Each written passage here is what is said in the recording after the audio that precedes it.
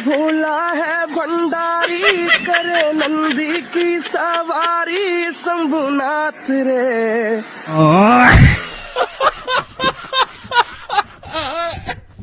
और गर्मी के दिन में पूरा पानी रोक ले, और जब बरसात का समय आएगा तो पाकिस्तान तब तक तो गर्मी में पूरा जल चुका रहेगा। बरसात के समय आएगा जब पूरा लबालब होगा तो बांध खोल दे, एगो सुखा के मारो फिर दहवा के मार दो यहाँ पे। हे प्रभु, हे हरि राम कृष्ण जगन्नाथ प्रेमानंद, ये क्या हुआ? तालाब में पानी आ गया, गामछा भी खुल गया मेरा। माशाल्लाह, अभी हम क्लेप करेंगे अपने लिए, मगर वो क्लेपिंग ऐसे हो कि हम चैंपियन हो। Not bad, not bad. Now you. अभी हम क्लेप करेंगे अपने लिए, मगर वो क्लेपिंग ऐसे हो कि हम चैंपियन हो। सबको पता कि हम चैंपियन हैं। ओके गाइस, माशाल्लाह।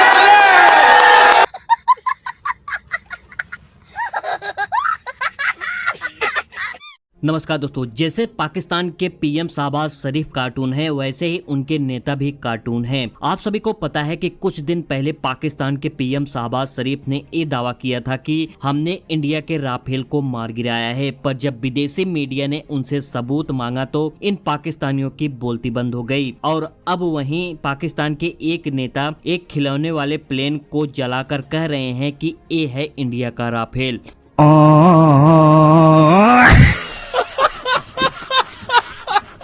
अबे साले। और वहीं पाकिस्तान के लोग ये भी दावा कर रहे हैं कि इंडिया अमेरिका के पास जाकर सीज फायर करने के लिए कहा था, पर मैं आपको बता दूं कि इसका ठीक उल्टा हुआ था। पाकिस्तान के पीएम शहबाज शरीफ अमेरिका जाकर डोनाल्ड ट्रंप के पैरों में गिरकर कहे, मुझे इंडिया से बचा लीजिए। इंडिया क्या कर रहे हो? अपने पड़ोसी को छोड़ दो। पड़ोसी? मैं इनके बच्चे जैसा हूँ। तो बाप से बदतमीजी भी तो नहीं करनी चाहिए। आपको पता है हमारे मुल्क में वैसे ही पानी नहीं है, ऊपर से पानी भी बंद कर दिया। अरे आपको बीच में नहीं आना चाहिए। नहीं आना चाहिए था। मैं अगर नहीं आता तो नक्शे से इसका नाम मिट जाता। गजब बेइज्जती है। और वही पाकिस्तानी यह भी दावा कर रहे थे कि हमारे ड्रोन्स ने भारत के यस-400 को उड़ा दिया। पर जब पीएम नरेंद्र मोदी जी जवानों से मिलने गए थे तो स्पीच देते समय यस-400 को अपने पीछे खड़ा कर पाकिस्तानियों की औकात बताई। अधर्म के नाश और धर्म की स्थापना के लिए शस्त्र उठाना, ये हमारी परंपरा है।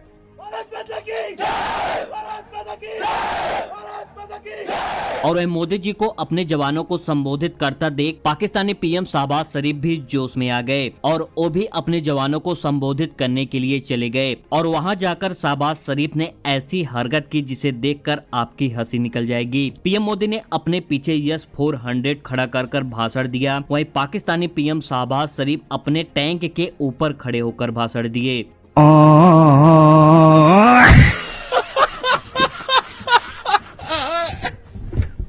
और शहबाज शरीफ ने अपने भाषण में कहा कि जब हम रिटायर हो जाएंगे तब हम एक किताब लिखेंगे जिसमें लोगों को बताएंगे कि हमारी पाक आर्मी कितनी बहादुर आर्मी है। तो मैं शहबाज शरीफ से पूछना चाहता हूं कि अभी क्यों नहीं बता रहे हो तुम्हारी पाक आर्मी कितनी बहादुर है? ये इसलिए नहीं बता रहे हैं कि इन्हें सच्चाई पता है कि इंडियन आर्मी पाक आर्मी को धूल चटा दी है।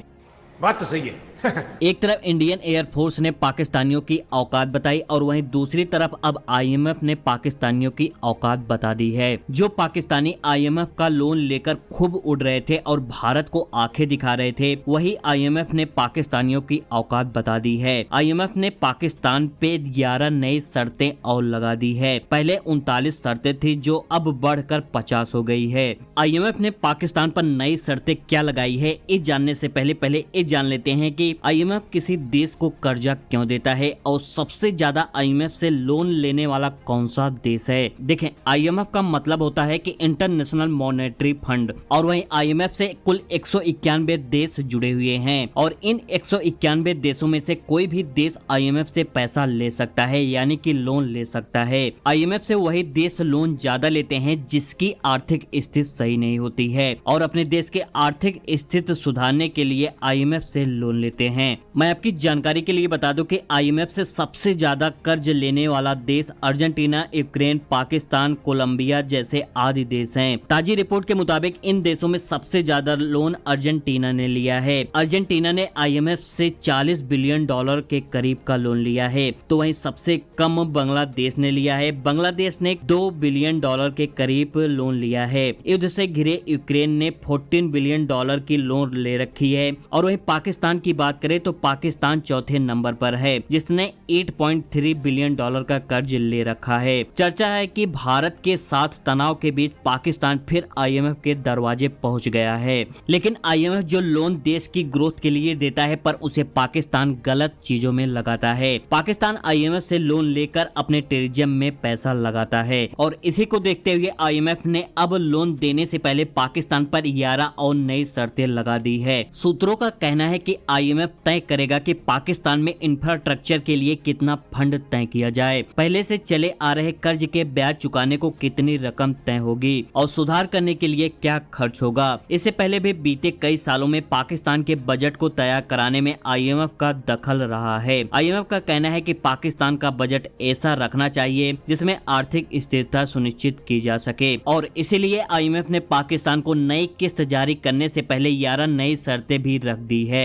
IMF की शर्त के अनुसार पाकिस्तान का कुल बजट 17 ट्रिलियन रुपए का होगा। इसके अलावा उसे 1.07 ट्रिलियन रुपए ही विकास पर खर्च करने का अधिकार होगा। इसके अलावा टैक्स ढांचे को मजबूत करने और एग्रीकल्चर इनकम पर भी टैक्स लगाने का प्रस्ताव रखा गया है। यही नहीं, IMF की शर्तों के आधार पर पाकिस्तान सरकार को गवर्नेंस एक्शन प्लान भी प्रकाशित करना होगा। ऐसा इसलिए किया जाएगा ताकि पाकिस्तान की सरकार को जो सुधार करने हैं उन पर जनता का भी नजर रहे। और बिजली दरों में छूट पर भी लगाम कसी गई है, और एक हद से ज्यादा की रियायत पाकिस्तान की सरकार अपनी जनता को नहीं दे सकती है। कुल मिलाकर IMF जो अब पाकिस्तान को लोन के रूप में पैसा देगी, उसको IMF ही कंट्रोल करेगी कि कहां खर्च करना है, कहां नहीं करना है, और पाकिस्तान की जनता से पैसे कैसे निकलवाना है। और अब पाकिस्तान की सही औकात दुनिया के सामने आएगी। और वहीं मैं आपकी जानकारी के लिए बता दूं कि विदेशी मुद्रा भंडार में नेपाल से भी कम पाकिस्तान का मुद्रा भंडार हो चुका है। आप लोग इस लिस्ट में देख सकते हैं कि पाकिस्तान का विदेशी मुद्रा भंडार $15 बिलियन